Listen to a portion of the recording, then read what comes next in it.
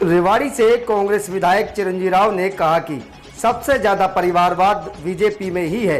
केंद्र से लेकर राज्यों में बीजेपी पिता पुत्र या पुत्री को टिकट देती आई है। उन्होंने परिवारवाद की राजनीति पर केंद्रीय राज्य मंत्री राव इंद्रजीत सिंह पर निशाना साधते हुए कहा कि परिवारवाद वो है जो राव इंद्रजीत सिंह अपनी बेटी के लिए टिकट मांग रहे हैं। ये भाजपा को देखना चाहिए कि आरती राव का संगठन को मजबूत करने में क्या योगदान रहा। आपको बता दें कि आज पूर्व प्रधानमंत्री राजीव गांधी की जयंती के मौके पर रेवाड़ी विधायक चिरंजीव राव ने राजीव गांधी की प्रतिमा पर पुष्प अर्पित कर श्रद्धांजलि दी। साथ ही वृद्धाश्रम और आस्था कुंज में फल वितरित किए। विधायक ने कहा कि भारत में कंप्यूटर लाने वाले राजीव गांधी थे और आज उन्हीं की वजह से भारत आईटी सेक्टर में तेजी से आगे बढ़ रहा है। पत्रकारों से बातचीत करते हुए उन्होंने कहा कि नूह हिंसा के बाद मुख्यमंत्री, उप मुख्यमंत्री और गृह मंत्री ने खुद माना कि वो नूह में जनता की सुरक्षा नहीं कर पाए।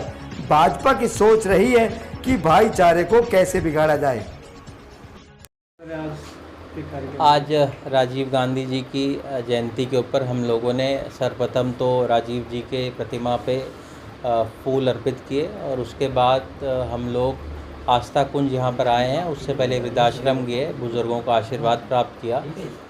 मुझे लगता है राजीव गांधी जी ने आधुनिक भारत की अगर किसी ने शुरुआत करी, कंप्यूटर युग की अगर किसी ने शुरुआत करी, आज हमारा जो देश है आप देखिए जो इतनी आगे जा रहा है अर्थव्यवस्था के मामले में, अगर किसी का सबसे बड़ा योगदान है तो राजीव गांधी जी का है।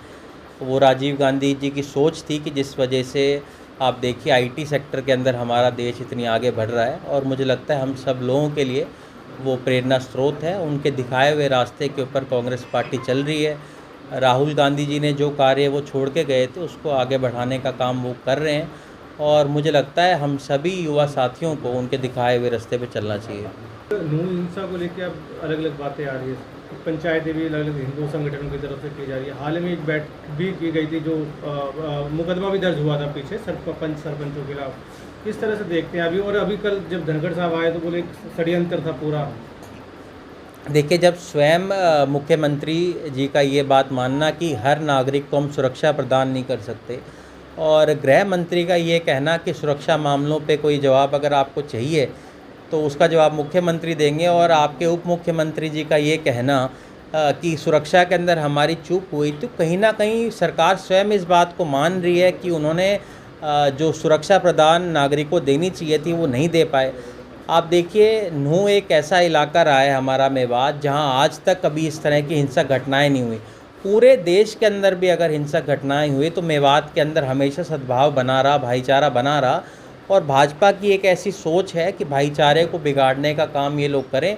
और मुझे लगता है आज की जो हमारी जनता है हरियाणा की और देश की इस बात को समझ चुकी है और आने वाले समय के अंदर चुनाव जब आएंगे देश और प्रदेश के, सरकार को जवाब देने का काम यहाँ की जनता करेगी। एक फसल में जो कीड़ा लगा आपकी बात, तो क्या लगता है कि और जैसा कि अभी मनेठी के जो किसान थे वो दुष्यंत चौटाला से मिले थे, बोले कि मुआवजा नहीं मिला 2020 का भी, और अभी भी मुआवजे की अब दोबारा मांग है। देखिए, सरकार हमेशा ये कहती है कि गरीब का जो किसान है उसका दाना दाना खरीदा जाएगा, पहले तो उसको खरीद नहीं की जाती। उसके बावजूद जब नुकसान होता है तो उनको समय के ऊपर मुआवजा नहीं दिया जाता। आप देखिए 4-4, 5-5 साल बीत जाते हैं तब तक मुआवजा नहीं आता है। तो मुझे लगता है ये एक सरकार ऐसी सरकार रही है जिसने हर वर्ग को परेशान करने के अलावा कुछ नहीं दिया। किसान एक ऐसा है जो हमारे देश का अन्नदाता है और उसके साथ आए साल हम इस तरह की घटनाएं देखते हैं। कभी तो उनको बीज समय के ऊपर नहीं मिलता है, कभी फर्टिलाइज़र उनको समय के ऊपर नहीं दी जाती, फिर जो उनकी उपज है उसके सही दाम सरकार द्वारा नहीं दिए जाते। तो कहीं ना कहीं एक ऐसी सरकार है जिसने हमेशा हर वर्ग को दुख के अलावा कुछ नहीं दिया है।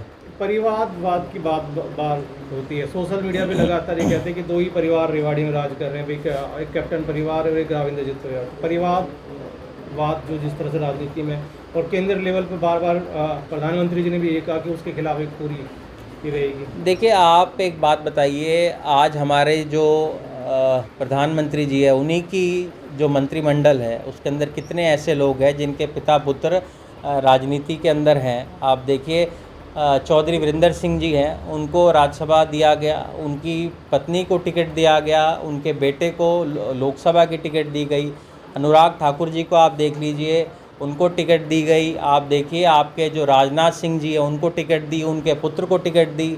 आज सिंधिया जी जिनको ये कहा करते थे परिवारवाद के अंदर वो है, उनको लिया उन्होंने। तो परिवारवाद सबसे बड़ा अगर कहीं है तो वो बीजेपी के अंदर है। और मुझे लगता है कोई अगर अपने आप को प्रूव करके आता है तो वो परिवारवाद नहीं है। अब जहाँ तक मेरी बात है, मैंने संगठन की राजनीति से शुरुआत की थी जब मेरी उम्र 19 साल थी। आज मेरी उम्र 37 साल हो गई है और करीबन 18 साल बाद अगर पार्टी को लगा ऐसा कि मुझे टिकट देनी चाहिए थी, मैं यूथ कांग्रेस का चुना हुआ अध्यक्ष रहा, उस रूप से मुझे उस कोटे से टिकट मिली।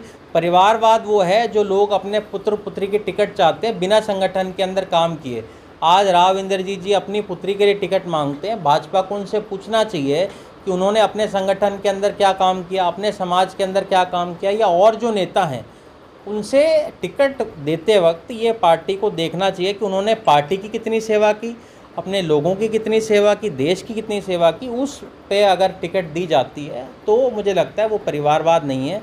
और मुझे लगता है पार्टी तो एक बार ही टिकट दे सकती है, उसके बाद आपकी जो अपनी मेहनत है वो सामने आती है। अगर लोगों को हमारा काम अच्छा लगेगा तो हमें आगे मौका देगी। और बहुत लोग ऐसे हैं जिनको परिवारवाद होते हुए टिकट देने के बाद वो चुनाव नहीं जीते। और मुझे लगता है कहीं ना कहीं हमारे अंदर कोई अच्छाई देखी होगी, उसी वजह से हमें चुन के यहाँ पर भेजा। और आने वाले समय के अंदर हम लोगों की सेवा इसी तरह करते रहेंगे। एक राष्ट्रीय हाई स्कूल का भी मामला लगातार चल रहा है नगर परिषद में, बेचने की तैयारी है। देखिए, मुझे लगता है इनकी हमेशा ये कोशिश रहती थी कि सरकारी ज़मीन के ऊपर या तो कब्ज़ा करवाया जाए या उसको बेचा जाए।